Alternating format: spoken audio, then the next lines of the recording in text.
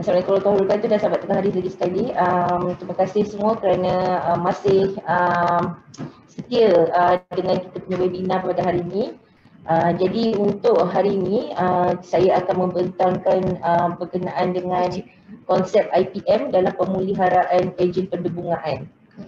Jadi saya rasa pada pembentangan saya pada tengah hari ini saya tidak perlulah nak sampai sedetail seperti 3 penceramah kita sebelum ni, di mana mereka telah bentangkan tadi berkenaan dengan konsep asas ejen pendebungaan itu apa, dan juga jenis-jenis ejen pendebungaan yang ada di dalam negara dan juga wujud juga di luar negara. Baik, seterusnya ini adalah pengenalan ejen pendebungaan dan pertanian. Jadi untuk maklumat ini sebagai asas, ejen pendebungaan memainkan peranan penting dalam ekosistem. Jadi ejen pendebungaan ini sangat penting sama ada dalam persekitaran semula jadi ataupun persekitaran terancang, dan yang paling penting dia amat memainkan peranan yang besar dalam sektor pertanian. Jadi ejen pendebungaan ini kalau menurut kajian dan juga laporan daripada FAO, 75% daripada tanaman makanan dunia bergantung kepada ejen pendebungaan.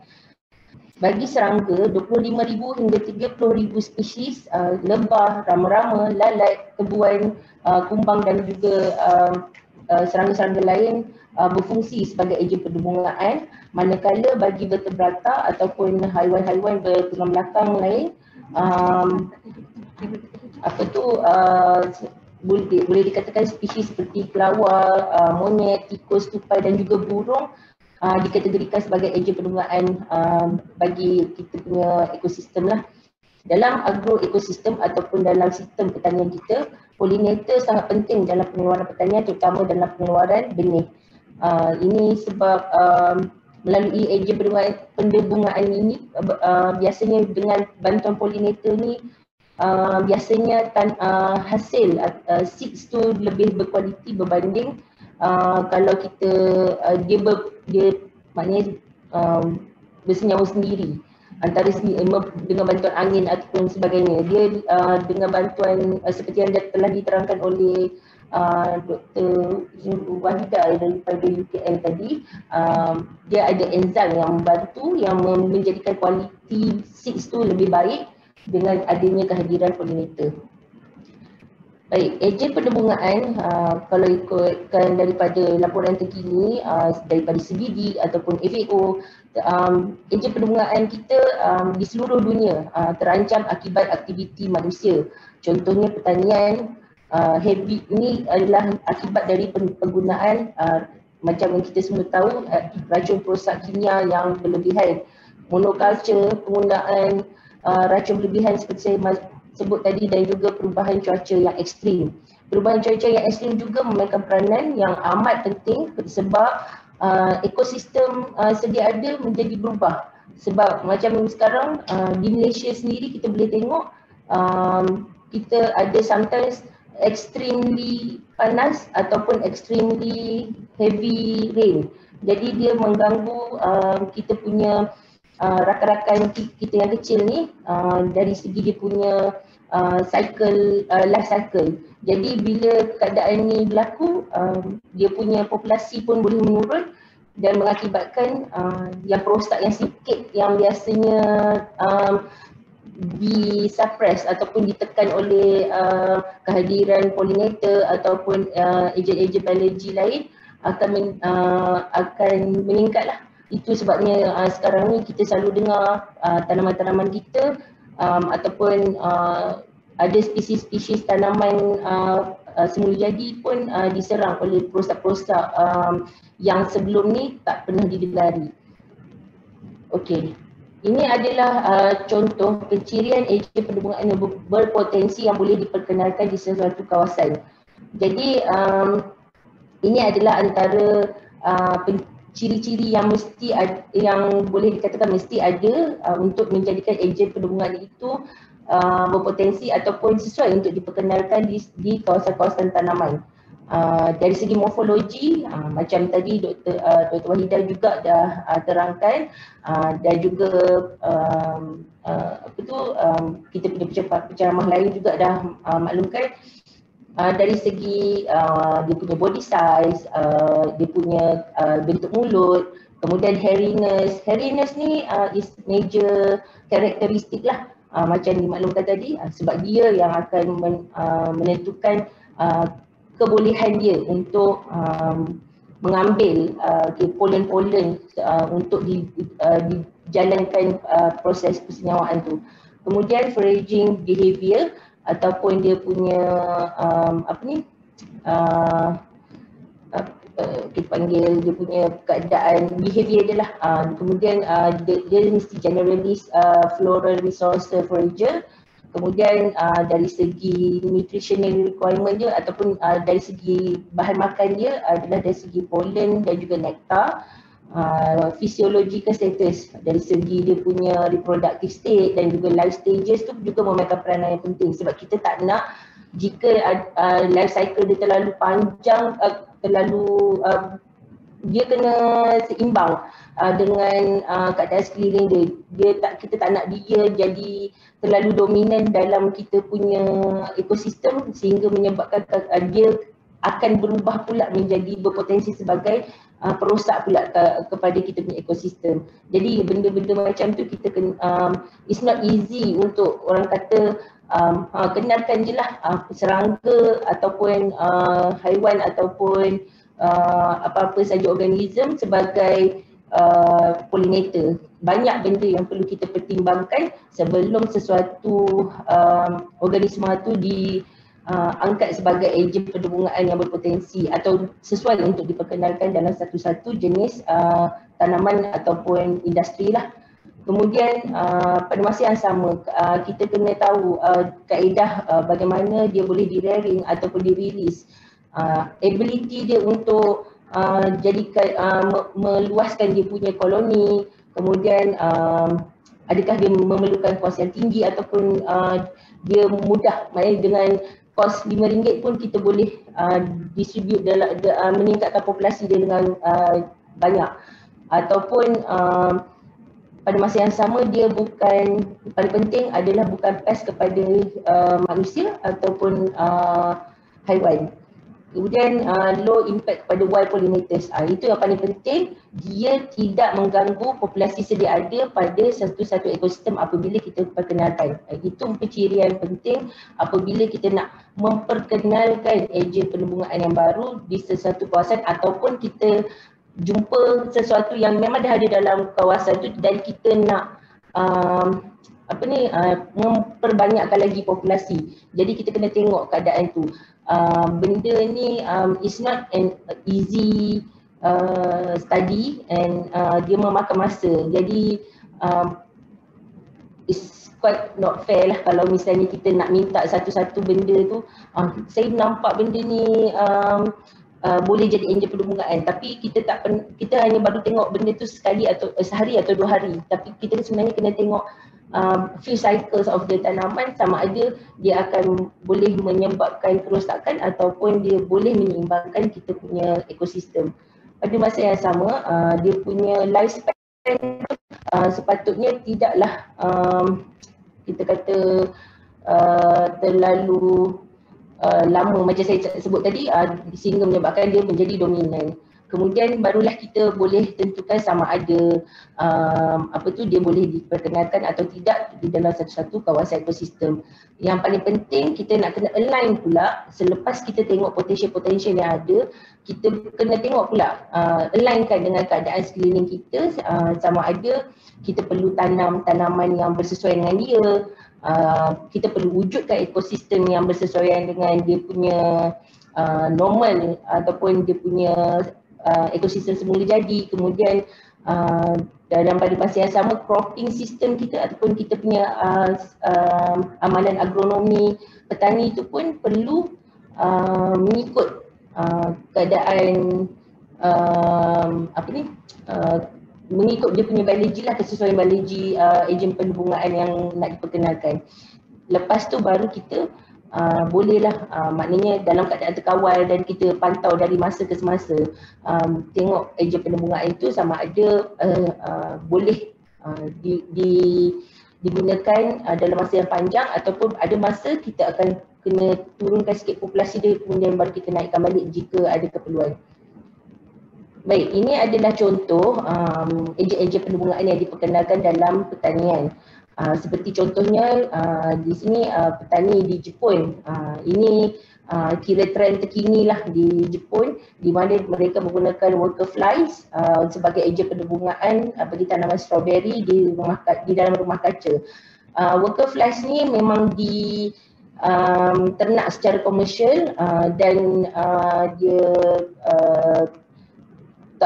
bukannya yang diternak dalam sampah yang ni memang di dalam makmal dan kemudian didistribute kepada petani-petani di Jepun dalam rumah kaca untuk sebagai ejen penembungaan, dan dikatakan dia punya rates of pollination tu lebih tinggi lah daripada bees. Tapi yang ni bergantung juga sebab dia kata lagi satu dia lebih bagus untuk digunakan di dalam rumah kaca sebab ketahanan dia kepada temperature yang lebih tinggi berbanding dengan lebah. Kemudian corporate juga di Netherlands dan juga di beberapa negara yang menggunakan teknologi ni ada menggunakan ini ada typo sikit, ini patutnya menggunakan lebah sebagai ejen penembungaan di tanaman strawberry dan sayuran di dalam rumah kaca. Ini juga dibiarkan secara komersial di mana kotak-kotak lebah ni diletakkan di dalam rumah kaca untuk membantu dari segi penembungaan proses penembungaan di dalam rumah kaca lah, sebab seperti kita tahu rumah kaca ni biasanya dah tertutup dan tiada serangga yang bergerak dalam tu. Jadi instead of menggunakan orang untuk membantu ataupun hanya menunggu angin untuk kita bantu proses penembungaan, mereka menggalakkan penggunaan membela lebah lah di dalam rumah kaca untuk membantu proses penembungaan. Jika di Malaysia terdapat beberapa laporan lah, especially kalau macam yang dimaklumkan seperti telah disebutkan tadi pada kelapa sawit, kita memang ada itu yang kita memang import LDBS. Kemudian kita juga ada laporan daripada pihak FRIM, ada kertas kajian daripada pihak FRIM berkenaan dengan ejen-ejen penembungaan yang berpotensi yang memang secara naturally berlaku di dalam kita punya ekosistem hutan kita, di mana contohnya serangga, kelawar, burung dan juga haiwan-haiwan lain seperti primate dan juga tupai yang menjadi ejen penembungaan dalam kita punya ekosistem secara semula jadi. Pada masa yang sama di dalam kita punya industri pertanian pun kita juga masih bergantung kepada ejen-ejen penembungaan yang secara semula jadi yang berada di dalam kita punya ekosistem. Contohnya kelulut, lebah, trips, kumbang, kupu-kupu dan rama-rama. Ni especially yang memang berada di kawasan yang open area lah. Di dalam kalau jika di dalam rumah kaca kebanyakannya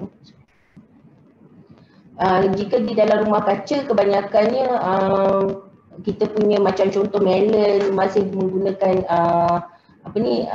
manusia lah sebagai kita punya ejen penembungaan kita. Itu yang memang masih diamalkan sekarang lah. Mungkin selepas ni akan lebih banyak teknologi-teknologi baru daripada yang mungkin boleh kita guna pakai yang daripada luar negara, yang mungkin kita boleh aplikasi di dalam rumah kaca kita ataupun even di kawasan penanaman secara terbuka. Baik, itu secara umum mengenai ejen penembungaan. Berkenaan dengan pengurusan perosak bersepadu ataupun Integrated Pest Management ataupun lebih dikenali sebagai IPM adalah salah satu daripada kaedah pengurusan perosak tanaman yang boleh dikatakan environmental friendly bagi ejen penerbungaan. Jadi mula sekali kita tengok dulu apakah IPM. Dia adalah satu pendekatan untuk menyelesaikan masalah perosak dengan mengaplikasikan pengetahuan mengenai perosak dan tanaman untuk mencegah kerosakan tanaman lebih awal sebelum menjadi masalah, sebelum ianya menjadi satu masalah. Masalah ni selalunya outbreak lah. Okey. Dia mengaplikasikan pengetahuan ni, dia menggabungkan, dia menggalakkan gabungan pelbagai kaedah untuk pengurusan perosak dengan menekankan penggunaan tahap populasi perosak perlu dikawal di bawah paras ambang ekonomi ataupun economic threshold level, di mana populasi perosak perlu sentiasa dipantau pada tahap yang tidak sehingga menyebabkan kita perlu mengeluarkan kos yang tinggi ataupun membawa kerugian yang menyebabkan akibat daripada serangan ataupun populasi yang meningkat. Sekiranya melebihi paras aman ekonomi menyebabkan kerusakan pada tanaman dan kerugian pada kos pengeluaran. Yang itu yang dikatakan above ETL, economic threshold level. Jadi IPM ni yang paling penting, saya rasa ini adalah satu benda yang secara umumnya hampir semua orang tahu. IPM, semua orang kalau sebut okey, kita nak macam mana kita nak uruskan perosak tanaman, kaedah dia adalah IPM. Tapi adakah kita benar-benar faham bahawa macam mana kita nak tahu kaedah ataupun gabungan kaedah yang bersesuaian yang perlu dijalankan bagi melaksanakan IPM tu? Pertama sekali yang paling penting adalah kita mesti faham kita punya tanaman. Bagaimana keadaan normal tanaman kita? Kata padi. Bagaimana rupa normal padi itu? Kalau kita sendiri tak kenal tanaman yang kita nak tanam, macam mana kita nak tahu kaedah yang bersesuaian untuk menguruskan dia? Macam kita ada anak, macam mana kita nak uruskan anak kita? Yang ni anak kita mungkin kurus sikit, jadi kena bagi makan lebih sikit. Yang ni anak kita dah bulat, comel, jadi kena kena kurangkan dietkan dia sikit, bagi dia sedang-sedang je, cukup-cukup, comel-comel, macam tu je. Keadaan normal tanaman, sama juga dengan tanaman, macam mana keadaan normal tanaman kita.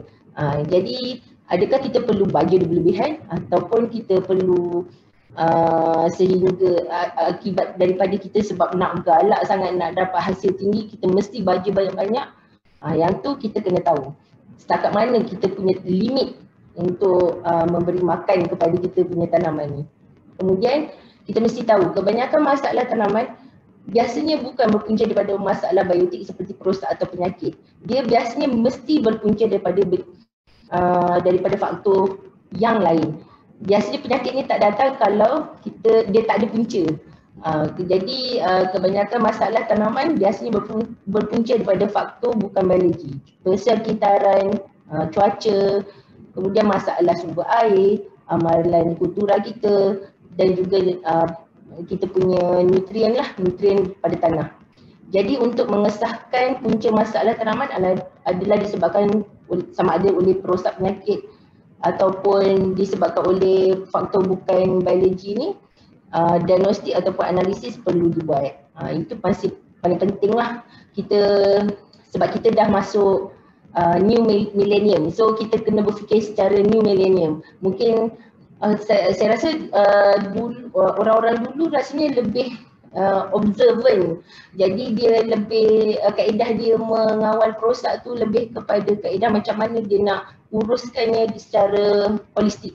Jadi sama juga zaman sekarang, kita bukannya, kita kena fikir adakah kita perlu, jika kita nampak 10 ekor contohnya 10 ekor trees, macam mana kita nak kontrol dia? Adakah mesti terus je spray racun perosak? Kita kena fikir juga keliling kita tanaman kita tu ada ejen penerbungaan lain, so dan juga haiwan-haiwan berfaedah lain. Jadi kita kena buat sesuatu tu, kita kena fikir secara holistik lah bila nak membuat kaedah kawalan perosak.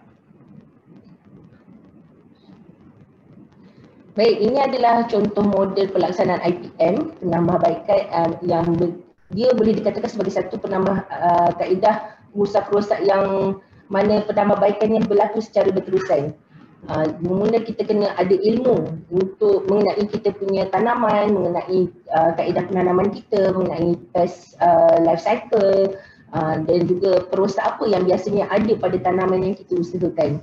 Kemudian step kedua adalah prevention.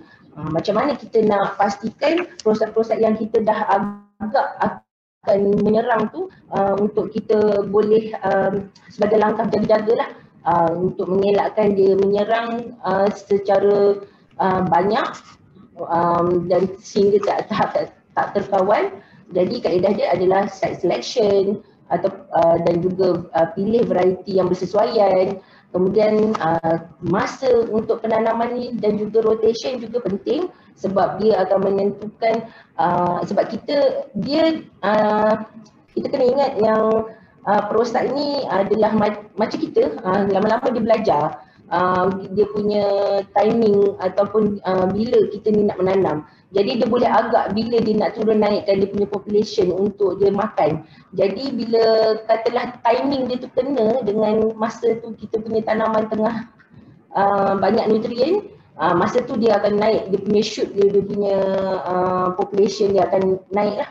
Jadi kat situ kita kena banyak membuat observation lah, recording of kita punya pemantauan tu kena ada. Kita kena macam mana kita rajin tengok Facebook, macam itulah juga kita rajin buat recording supaya kita boleh buat prevention ni dengan lebih berkesan. Kemudian water dan nutrient management juga penting. Baja setakat mana nak baja, air setakat mana kita nak bagi air. Kemudian farm hygiene juga ini sangat-sangat penting. Instead of kita sepatutnya menjemput ejen penebungaan, jangan sampai kita menjemput perosak. Kemudian pest host management juga amat penting sebab dia contohnya kalau kita nak panggil ejen penebungaan, kita akan tanam tanaman lain sebagai companion plant keliling kita punya perusahaan tanaman. Jadi adakah tanaman tu akan memanggil serangga ataupun organisma yang akan membantu kita ataupun end up-nya memanggil musuh kepada tanaman kita. Yang tu kita kena tengok. Kemudian step 3, observation. Observation ni of course lah, dia sebenarnya the whole penanaman kita kena tengok kita punya crop monitoring, pest prediction models, pheromone traps, yellow sticky traps.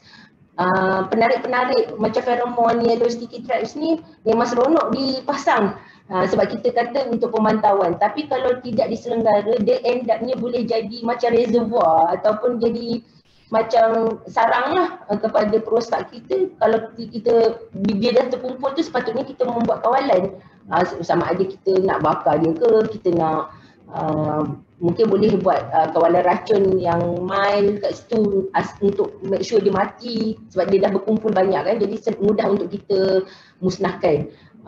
Bukannya untuk kita tampal dan tinggalkan. Itu adalah kaedah penggunaan pengurusan feromon ataupun yellow sticky traps yang tidak betul lah. Sepatutnya kita kena lebih bertanggungjawab lah dengan kita punya attractant ni. Sebab kita kena ingat kita panggil dia. So jangan kita panggil dia sehingga kita yang menjadi sarang kepada perosak-perosak ni. Dia sepatutnya memanggil dan kita kawal, bukannya kita tinggalkan.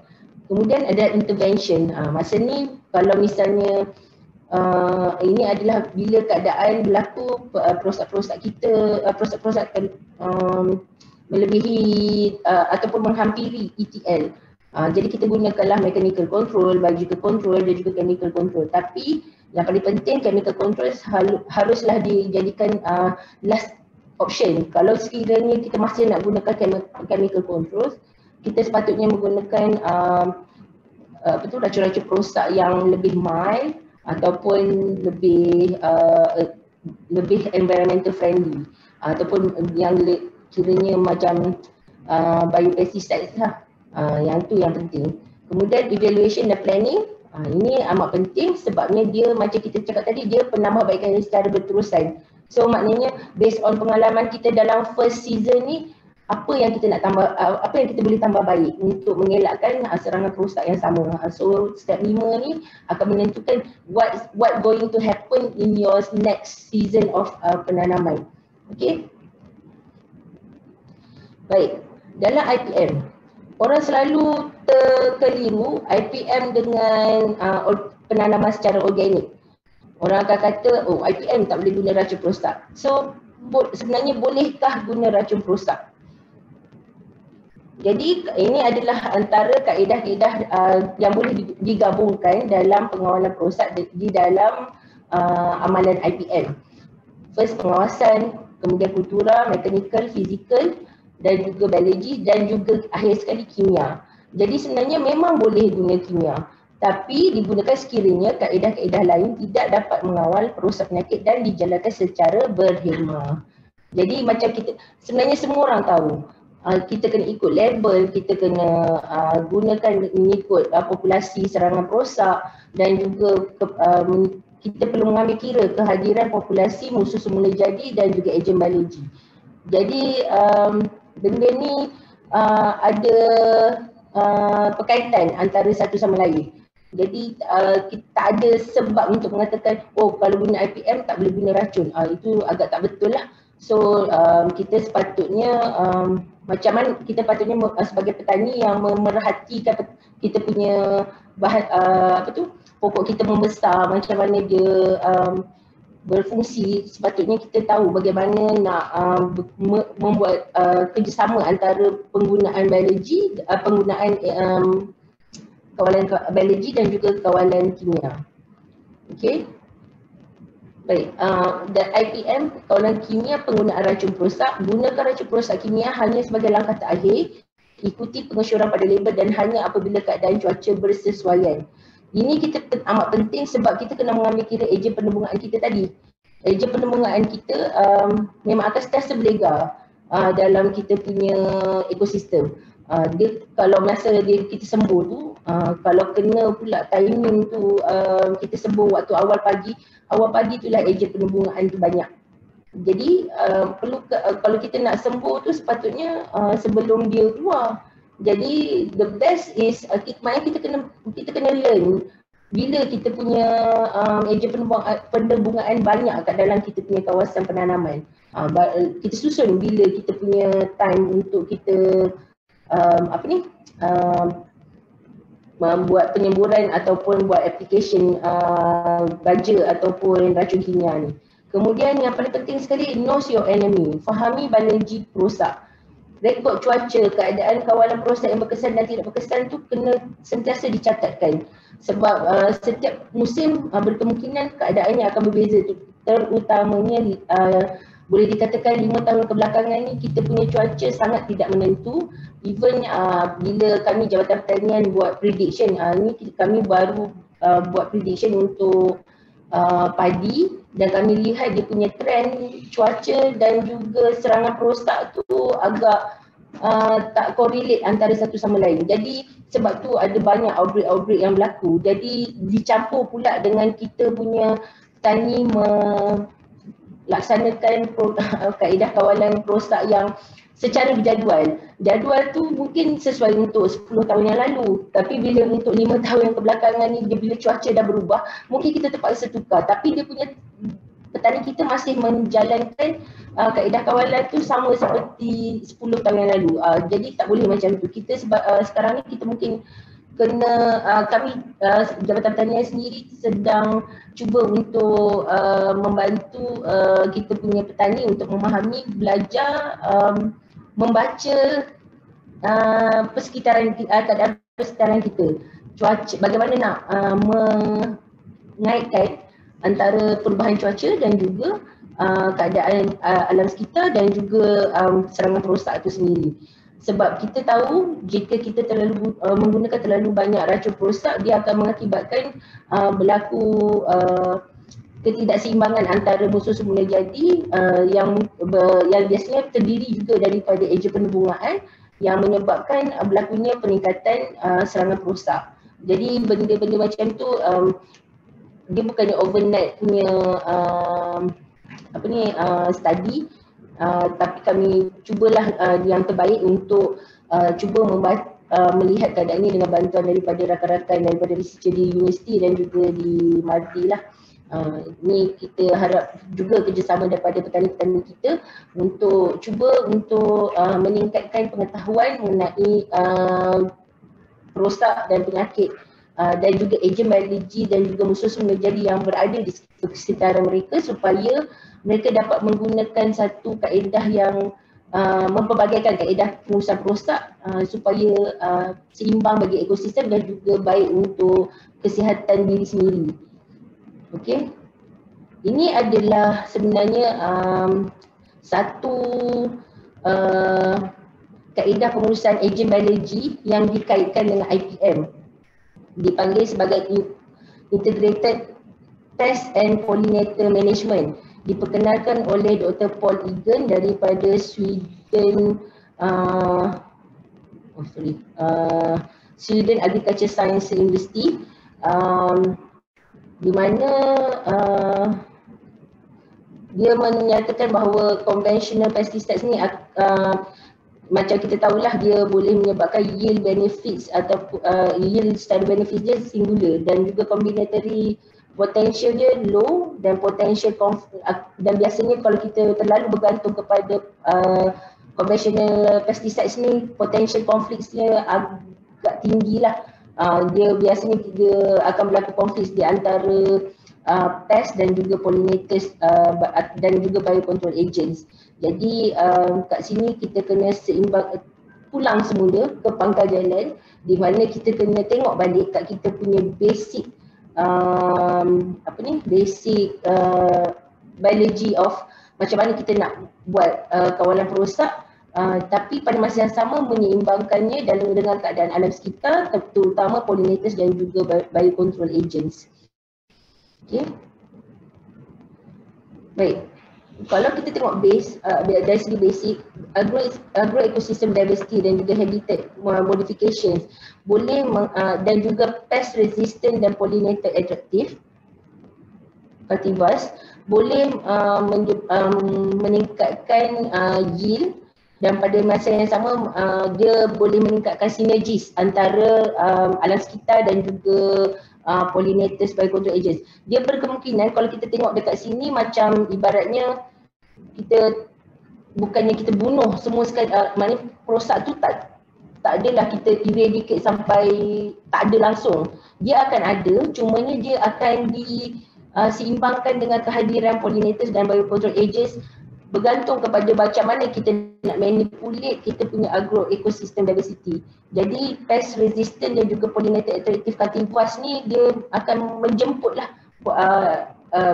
dia punya serangga-serangga atau organisma yang berfaedah ni untuk melawan pest tu instead of kita terlalu bergantung pada pesticide dan akhirnya semuanya mati. Bukannya pest je mati, pollinators dan biocontrol agents yang sedia ada pun mati. So di sini pentinglah untuk kita kembali semula kepada kita punya basic alam sekitar kita di mana agroecosystem diversity dan habitat modification dan juga pest resistant and pollinator attractive cultivars ni perlu diutamakan lah. Kemudian kita juga perlu meningkatkan pollinator friendly cultural, physical dan mechanical control di mana kurang maknanya kita alter dulu, maknanya kita buat pengawalan secara tanpa menggunakan heavy pesticides yang tidak mengakibatkan kerosakan kepada alam sekitar. Baik, ini adalah pengesyuran pengurangan risiko terhadap ejen penebungaan. Ini adalah antara cadangan yang boleh mungkin kita laksanakan sama ada petani skala kecil ataupun belakang rumah ataupun petani skala besar. Jadi ini bergantung teknologi yang boleh dipakai adalah bergantung. Mungkin kalau kita jenis revenue banyak ataupun modal banyak, kita bolehlah gunakan teknologi yang very high tech dan juga boleh mengaplikasi contoh macam early warning system, program, mekanisme ataupun teknologi yang boleh menjangka bila serangan-serangan perosak ni boleh berlaku. Kemudian jadi ini adalah antaranya melaksanakan amalan ITM, pelbagaikan kaedah kawalan, tanam tanaman mesra ejen penembungaan dan perkenalkan ejen penembungaan di kawasan tanaman. Ini bergantung macam saya sebut tadi lah, bergantung sebab ada setengah-setengah kawasan tu tak sesuai pun dengan ejen penembungaan tu. Jadi kita kena tengoklah apa yang sesuai dekat kawasan kita, kemudian kekalkan persekitaran semula jadi ejen penembungaan. Macam Dr. Shima tadi ada sebut, bila orang nak tanam durian musangking, hendaknya dia musnahkan habitat lawa buah. Jadi itu bukanlah satu kaedah pengurusan tanaman yang baiklah. Jadi sepatutnya kalau kita nak tanam, tapi kita harus kekalkan persekitaran semula jadi sebab dia memang dah ada dalam sekitaran tu. Kita tak seharusnya mengganggu persekitaran semula jadi yang sedia ada. Sebab dia dah memang boleh balance keadaan alam semula jadi ni, balance. Dia dah memang dijadikan Tuhan tu balance. So kenapa kita nak ganggu keseimbangan persekitaran tu. Jadi sepatutnya kita lebih bertanggungjawab lah apabila kita nak buka satu-satu kawasan penanaman tu. Okey. Kemudian periksa dan pantau tanaman secara berkala sebelum masalah menjadi di luar kawalan. Sebelum dia outbreak lah, tetapkan ETL dan EIL perosak. Jadi capacity building bagi ataupun latihan kepada pekerja ladang. Ini terutamanya kalau orang-orang yang buka ladang-ladang besar, kita dah kena work like macam mana kita nak jadi macam orang di negara maju, macam tu kita kena berfikir macam mana mereka bekerja. Jadi the way diorang latih pekerja diorang kenal perosak-perosak dan penyakit yang ada yang berpotensi untuk menyerang di kawasan diorang. Jadi diorang latih pekerja untuk mengenalinya melalui kaedah scouting. Jadi bila pekerja-pekerja ladang ni pergi buat scouting, kalau untuk yang tak tahu, scouting ni kita pergi membuat pengawasan atau pemantauan perosak penyakit pada tanaman. Jadi dia akan lebih berkesan lah. Instead of dia lalu je, dia tengok, nak kena tunggu tengok daun jadi kuning ke, pokok dah tumbang semua ke, baru dia nak ambil tindakan. Dia nak, at least dia dah nampak katalah moth ataupun perosak yang dewasa dah lalu kat depan dia, dia dah boleh predict what's going to happen dan apa tindakan yang sepatutnya dijalankan. Okey, elakkan sama sekali mencampurkan racun kimia atau secara koktail. Ini memang rasanya kalau kat Malaysia ni memang amalan biasa ni. Ia boleh meningkatkan kesan toksik pada tanaman. So kita kena lebih educate lah kita punya petani. Memang kita selalu beranggapan bahawa ibaratnya kalau racun kimia ni, kalau kita sembuh tu macam kalau kita sakit kepala makan Panadol terbaik, macam tu. Dia bukan macam tu, sebab it doesn't work like that. Sebab bila kita buat macam tu, dia risiko dia adalah ejen penembungaan mati, kita punya musuh semula jadi mati. Jadi lepas tu pada masa sama memberi risiko kepada pengguna racun kimia tu juga, di mana kesan toksik bukan hanya pada yang ada pada tanaman tu dan juga residunya boleh memberi kesan lah kepada kesihatan manusia. Kemudian sekiranya racun perosak mesti digunakan, pilih yang paling kurang toksik. Ni biasanya kita akan pakai yang paling rendah lah dia punya dari segi dia punya kelas. Kemudian pada waktu petang dan jangan lakukan ketika waktu bunga terbuka. Yang ni especially kalau ialah sebab kita nak jaga ejen penembungaan. So the best is kalau dah time bunga mekar tu, janganlah buat semburan racun perosak. So untuk kita elakkan kesan-kesan toksik. Kemudian gunakan bahan racun perosak kurang toksik seperti cuka putih, cuka kayu, spinosad dan juga BT.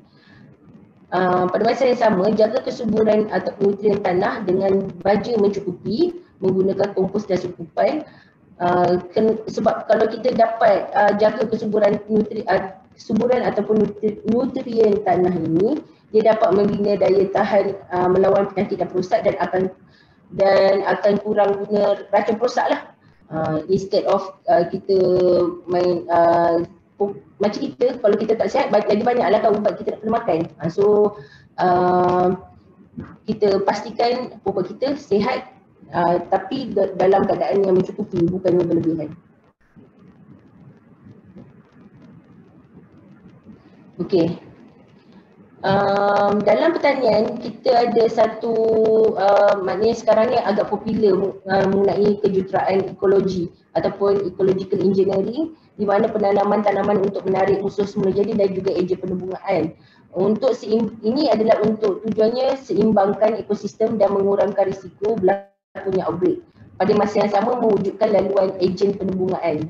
Sini kita sebut laluan ejen penembungaan ini adalah sebab kita nak bagi dia, bila ada kawasan-kawasan yang berdekatan, ada tanaman yang bersesuaian dengan dia punya life cycle. So dia akan bergeraklah population dia tu kepada kawasan-kawasan ni. Jadi dia ada laluan dia. Instead of dia lari, dia akan datang kepada kawasan-kawasan kita dan membantu petani dan bagi meningkatkan kesuburan dan juga hasil kualiti hasil pertanian kita lah. Jadi ini adalah contoh bunga, jenis-jenis bunga yang boleh ditanam sebagai penarik musuh semula jadi dan ejen penembungaan. Kalau ni bunga-bunga yang kita cadangkan untuk kawasan di tanaman di Malaysia lah, yang buat masa sekarang ni kami di Jabatan Pertanian cadangkan untuk kawasan tanaman padi. Ni kita baru mula awal akhir tahun lepas bagi kawasan tanaman padi dan juga kalau Tunera ni kita ada Tunera dan juga Chrysanthemum, kalau tak silap kita ada try tanam di kawasan tanaman cili di Perlis. Jadi kita nak tengok macam mana adakah dia mampu mengurangkan penggunaan racun perosak dan akhirnya meningkatkan populasi ejen penembungaan dan juga musuh semula jadi di kawasan-kawasan penanaman kita. Baik, saya dah sampai di akhir slide saya. Jadi yang penting think IPM for pollinator conservation, especially dalam pertanian kita ni. First, biological control amat penting sebab kita nak conserve dia. Kemudian chemical controls ni maksudnya kita kena gunakan yang kurang harmful.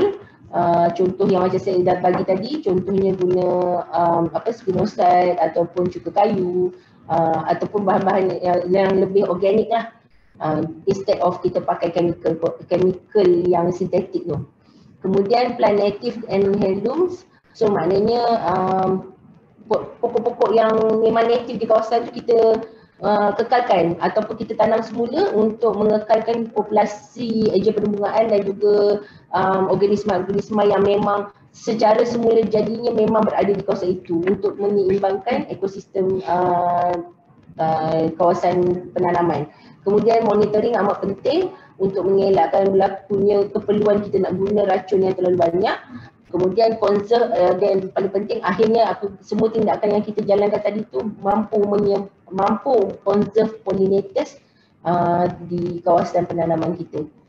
Itu sahaja daripada pihak saya. Terima kasih.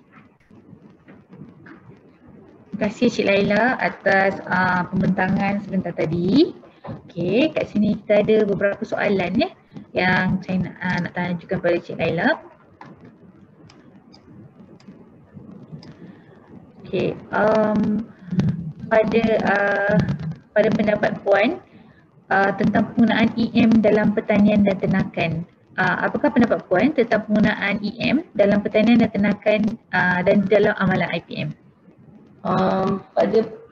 Pada pendapat saya dan secara peribadi dan juga secara pemerhatian penggunaan EM ni amat bagus sebabnya dia mampu membantu meningkatkan kesuburan tanah dan pada masa yang sama untuk kita mengurangkan penggunaan bahan-bahan kimia dalam kita punya pembajaan dan juga kontrol lah, pest control. Sebab kita nak kurangkan pengambilan kimia-kimia sintetik ni dari pada kita punya tanaman. So penggunaan EM ni amat digalakkan, tapi mestilah dalam keadaan yang terkawal, dan juga mesti tahu source-nya. Sebabnya kita tak nak, kalau bila kita kadang-kadang tu bila dah terlalu berlebihan, kita kena tahu juga sebenarnya keadaan kawasan kita tu bila terlalu berlebihan berkemungkinan akan end up, sebab kita kena tahu EM ni adalah mengandungi mikrobial yang hidup. So dia kalau misalnya takutnya kalau kita tak tahu apa kita punya isi kandungan EM kita tu, end upnya akan merosakkan kita punya tanaman. So kita haruslah tahu kita punya EM, source of EM tu apa, dan juga kita punya apa kandungan EM yang ada tu. Maknanya bakteria apa yang ada kat dalam tu, supaya dia membawa faedah instead of membawa padah. Gitu. Okey, ada satu soalan. Bagaimanakah menentukan tahap EIL perosak dan apakah beza EIL dan ETL? Okey, ETL adalah economic threshold level, di mana paras ambang ekonomik bagi satu-satu perosak. Dia di mana kalau bila populasi perosak sampai ke ETL, dia akan menyebabkan kita perlu mengeluarkan kos, berlaku kerugian lah pada kita punya kos pengeluaran tanaman. Sama ada dia menyebabkan peningkatan kos racun kimia ataupun kos, maknanya kos pengeluaran tu akan tinggi. Bila dah sampai ke ETL, kalau kita masih tak buat kawalan, dia ada satu lagi paras ke atas tu, nama dia economic injury level. Economic injury level ni maksudnya dia punya tahap kerosakan tu dah tak terkawal. Biasanya dah tak terkawal lah, kita terpaksa eradicate, sila hari bulan kita terpaksa memusnahkan terus kita punya tanaman tu untuk mengawal perosak. Jadi kita tak nak capai keadaan tu. ETL dan EIL dia sebenarnya perlukan pemerhatian lah.